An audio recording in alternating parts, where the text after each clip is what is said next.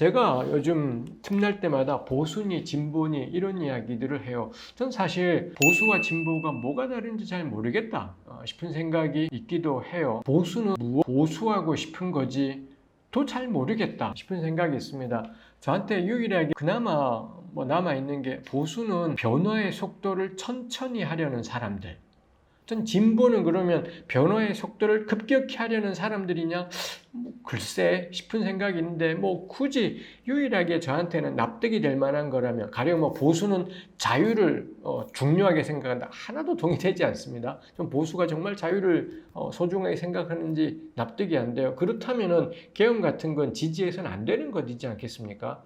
그리고 노동자들의 자유를 탄압하는 걸 이건 반대해야 되잖아요. 근데 보수들이 그런 거 안 하는 걸 생각하면 자유도 아닌 것 같고 유일하게 저한테 있는 건 변화의 속도가 어떠냐. 보수는 천천히 가자. 가능한 한 천천히 가자. 진보는 좀 더 빨리 제대로 확 이런 차이가 있을지도 모르겠다 싶어요. 그리고 보수는 보통 전통을 간직하려고 하는데요. 좀 동의 안 돼요. 가령 진짜 보수라면 한나와 사무엘이 보수인 겁니다. 그 광야 시절의 신앙 전통, 야훼 한 분만이 우리의 하나님이시다. 사무엘이 왕정에 대한 입장이, 이 왕정에 대한 반대하는 입장이 있지 않습니까? 그런 것처럼 누가 왕이야? 하나님만이 우리의 왕이셔. 이거야말로 전통을 사수하고 전통을 간직하려는 나시린 전통을 간직하고 있고 이 진멸 전쟁 전통을 간직하고 있고 이런 점에서 저는 한나와 사무엘이야말로 보수적이지 않나 싶은 생각을 하는 것이지요. 그럴 때 한나와 사무엘, 한나는 사무엘로 그리고 사무엘은 사울과 다윗이라는 새로운 시대를 맞이하게 되더라. 라는 거죠. 전 정말 오래된 좋은 전통을 보수한다면 변화되는 세상에 대한 대응도 적절할 거다 싶은 것이 있습니다. 한나가 사무엘을 낳은 다음에 사무엘과 연관된 하나님의 은혜를 받은 다음에 하나님께 찬송하는 내용이 우리 한나의 기도라고 해서 우리 사무엘서의 전반부에 나와 있는 것을 볼 수 있지 않습니까? 굉장히 유명한 기도이죠. 한나의 기도, 사무엘서에 나오는 한나의 기도, 그 다음에 누가복음에 나오는 마리아의 찬가, 그 다음에 우리 사사기에 있었던 드보라의 노래까지 해서 이 여성들이 부르는 찬양이 있습니다. 특히 한나의 노래하고 마리아의 찬가는 내용적으로도 겹쳐지는 내용들이 꽤 많이 있고 우리 그 내용이 야훼 신앙을 정말 잘 표현해내고 있다 싶어요. 다시 한번 저는 한나야말로 야훼 신앙, 전통적인 야훼 신앙을 견고하게 보수하고 있는 사람들의 모습을 그 한나의 노래에서 볼 수 있겠다 싶은 것이 있죠. 그 한나와 연결된 것이 사무엘입니다. 사무엘 정말 특별한 인물이죠. 이 양반 제사장이었습니다. 그래서 사무엘서에 보시면 사무엘이 제사를 집전하는 것을 군데군데 볼 수가 있습니다. 왜 집전하지? 근거가 뭐지? 사무엘상 1장 1절에 보면 에브라임 땅 라마다임 소빔 거기에서 엘가나가 살았고 그 아들로 사무엘이 태어나잖아요. 그래서 사무엘상 1장 1절을 보면 엘가나는 에브라임 사람 같아요. 물론 에브라임 지파다 이런 말은 없지만 레위 지파다라는 말도 나오지 않습니다. 근데 왜 사무엘이 제사장이 되지? 제사를 무슨 권한으로 집전하지? 싶은 거죠. 역대기에 가면 이런 문제가 없어요. 역대기에는 사무엘, 엘가나 집안이 레위인이에요. 레위인으로 나오기 때문에 사무엘이 제사 집전하는 건 하나도 문제가 되지 않는데 적어도 사무엘서에서는 사무엘이 어떻게 제사를 집전하지가 납득하기가 어려운 것. 이라고 할 수 있죠. 사무엘 상하의 저자는 그 문제를 신경 쓰지 않고 있다. 싶은 생각도 들게 되는 것이 있습니다. 그래서 사무엘은 제사장으로 역할을 하는 것이 있죠. 그 다음에 사무엘에게서 뺄 수 없는 게 이 양반이 사사입니다. 사사라는 표현, 그가 사사로서 여기저기 돌아다니면서 사사 직무를 수행했다라는 진술 언급 자체가 명료하게 나와 있으니 그는 사사였구나 라는 것이죠. 또 하나 사무엘의 직분은 예언자입니다. 사울을 향해 규탄하는 사울 왕 체제를 향해 당신이 하나님을 버렸기에 하나님도 당신을 버렸다. 그리고 다윗을 찾아가서 기름 부어서 새로운 왕으로 세우기도 하고 이건 딱 구약의 예언자들이 하는 일인 거죠. 그래서 사무엘은 자기 한 몸에 제사장, 사사, 예언자, 고대 이스라엘에 존재했던 이 중재직 전부가 다 자기 한 몸에 있던 사람이라고 할 수 있죠. 이게 사무엘의 독보적인 위치라고 할 수 있습니다. 이렇게 제사장이자 사사, 정치적인 리더이자 예언자, 이 세 가지 직분이 한 몸에 몰렸던 사람이 또 누가 있겠습니까?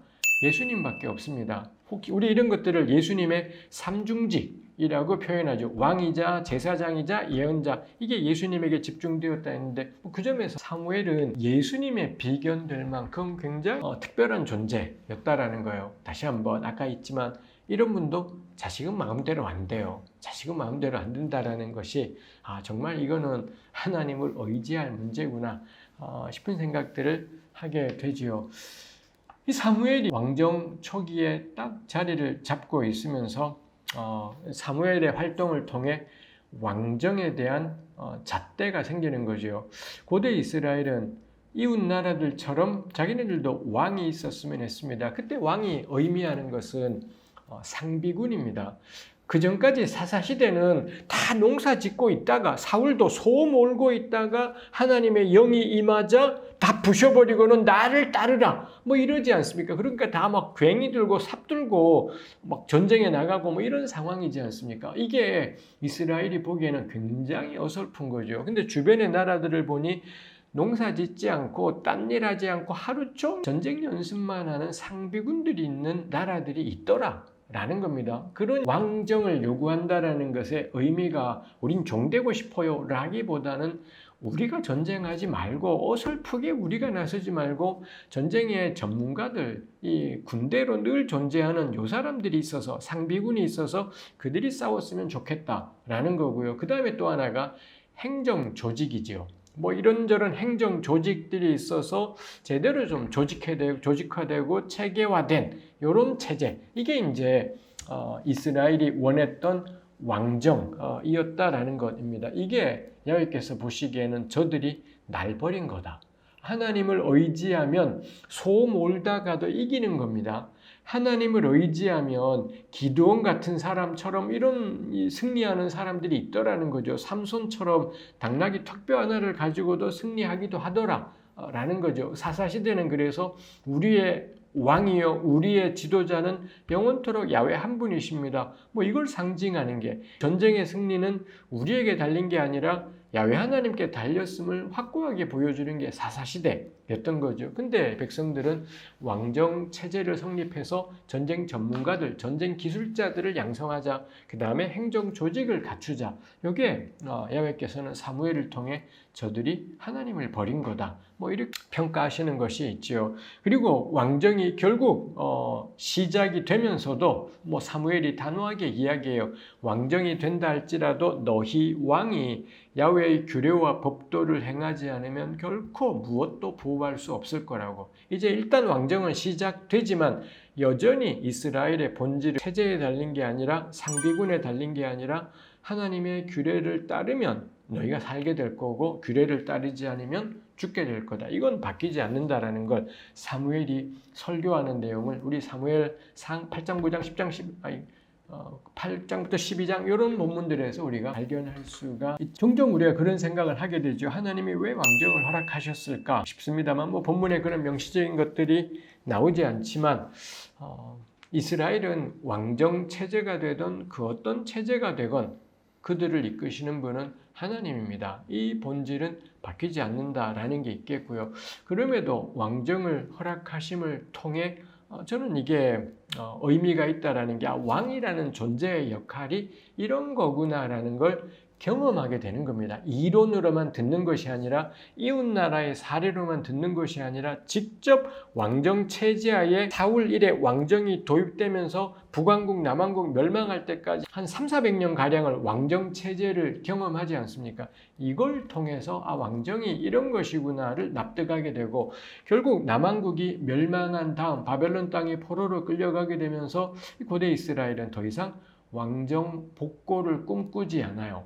바벨론 땅에 있으면서 오매불망 바랐던 것이 하나님 다시 다윗의 뒤를 잇는 위대한 왕이 등장해서 위대한 유다 나라의 영광을 회복하게 하옵소서, 이런 거 갈망하지 않아요. 갈망했을지도 모르겠는데 우리 지금 가진 구약 성경에는 그런 내용은 하나도 남아있지 않습니다. 시편에서건 학개, 스가랴, 에스라, 느헤미야에서건 그 어디에도 다시 영광의 유대인들의 나라, 뭐 괜찮은 다윗이 통치하는 나라, 뭐 이런 것들은 거기에 등장하지 않더라라는 겁니다. 오로지 바라는 게 신앙 공동체요. 야훼를 자기네 하나님으로 고백하며 살아가는 신앙 공동체. 이게 포로기 이래 이스라엘의 꿈이 되었더라라는 거죠. 아마도 그런 변화를 가져오는데 결정적인 게 왕정 경험입니다. 사울로부터 시작된 왕정에 대한 이런 긴 경험들이 우리한테 필요한 건 왕국은 아니었다.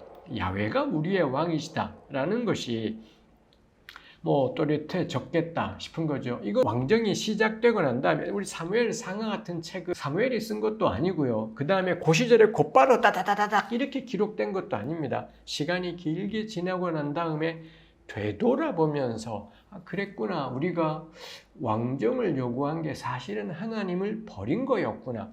역사를 회고하면서 우리 왜 어쩌다가 이 모양 이 꼴이 되었지? 이걸 조근조근 설명하는 것이 사무엘서, 열왕기서 뭐 이런 책들이다라는 것이지요. 해서 지나고 나서 보니 왕정에 대해서 이런저런 이야기들을 할 수 있겠다라는 겁니다.